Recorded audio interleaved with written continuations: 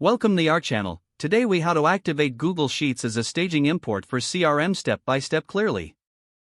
Open Google Sheets in your web browser. Create a new spreadsheet or open an existing one. Ensure that your CRM allows for data import via Google Sheets. Navigate to the first row of your spreadsheet. Label your columns according to the fields in your CRM. For example, use labels like name, email, and phone number. Fill in the rows beneath these headers with the relevant data. Save your spreadsheet by clicking on File and then Save. Next, share your spreadsheet with necessary. Click on the Share button in the upper right corner. Enter the email addresses of the users who need access. Set the permissions to editor if they need to make changes. Once shared, navigate to the CRM platform.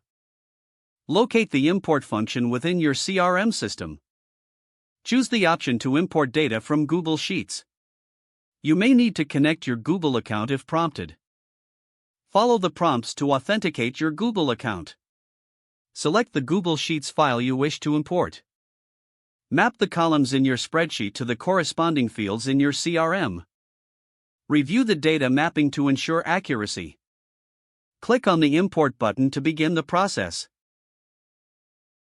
Wait for the confirmation that the data import was successful.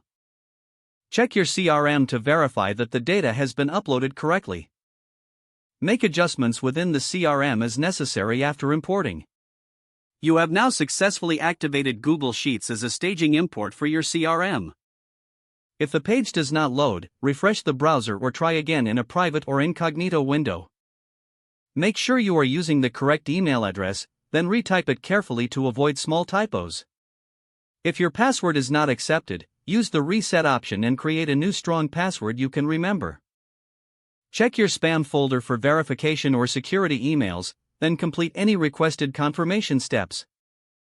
Enable two-factor authentication if available to improve account security and reduce unauthorized access risk. Don't forget to like this video and subscribe to our channel for more step-by-step tech guides.